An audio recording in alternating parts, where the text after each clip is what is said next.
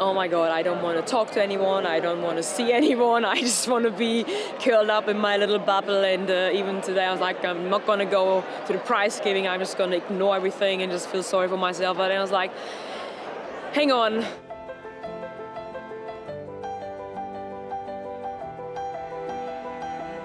Intensely focused, quite calm on the outside, but on the inside there'll be utter turmoil. From the west coast across to the east coast, throughout that whole day you've got to maintain focus the entire time. I think those first 2 legs are the most stressful, and it is just trying to harness all those good vibes on the start.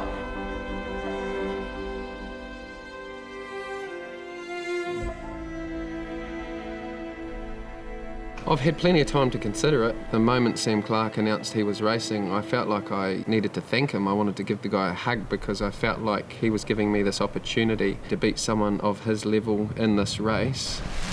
I'm ready for it, and I'm really hoping that there's a period in that race where the two of us are testing each other.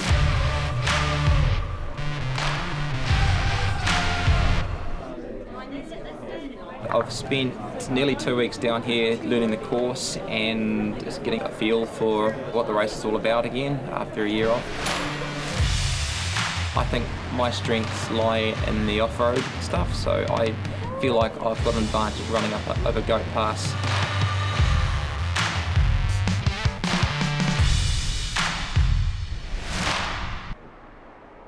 Some of my support crew has just arrived, unfortunately, due to some of the natural events we've been having down in the south.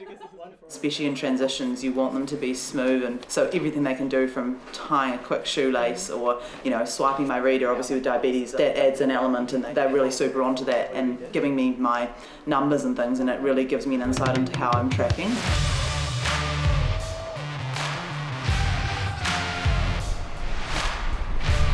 Marcel has so much experience, and then on the other side, I guess he's my partner. He knows me quite well, so he usually can tell straight away how things are and how I am, and if I need something, then he will just go and get it.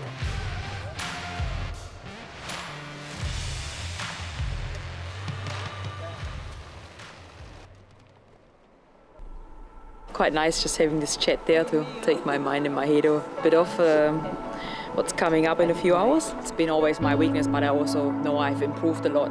But it's still white water, and you just never know what's happening in that gorge So, I'm still a bit like, very alert. But it should be also fun, so I'm excited. I'm looking forward for tomorrow and see how it's all unfolding. 2 minutes 45 back on Alison Wilson. It's an update from somebody in Christchurch, and he said it's really cold there. There's actually cloudy sky and no sun, and we should put Simone in a good paddling jacket. So, and he said as well, the river is, it's going to be cold.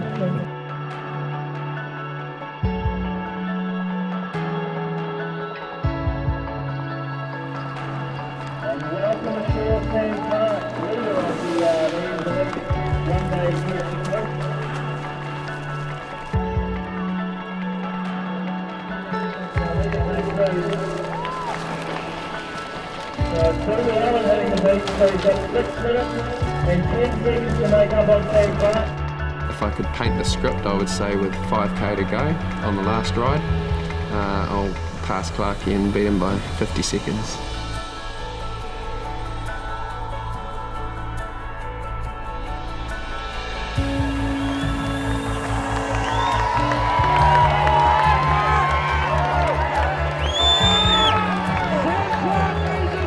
I don't think I've ever worked that hard before.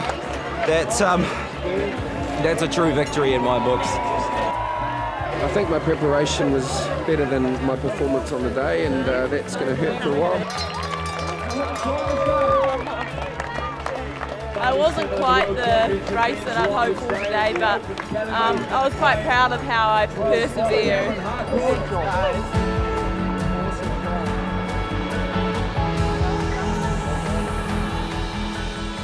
Somehow I stayed long on the ball than I expected. I got tangled up with my drink system. I couldn't unhook myself, so I had this massive long swim. I guess long story short, I got really cold. Anyway, I emptied the boat, jumped back in again. By that time the wind got really nasty and it got really cold. But I got so cold that I made a decision I need to pull out and put my other warm, my compulsory gear on. At that point I was already so cold that I couldn't even undress myself. Of course it's heartbreaking and sad, and it needs to, because I think it's good to feel that way and process it and feel a bit sorry for myself and angry and deflated, whatever. I think it will have a positive impact on me. Oh, it has already, because I'm already like, okay, I will be back 100%. Like, that's not the end of Simone Maya yet.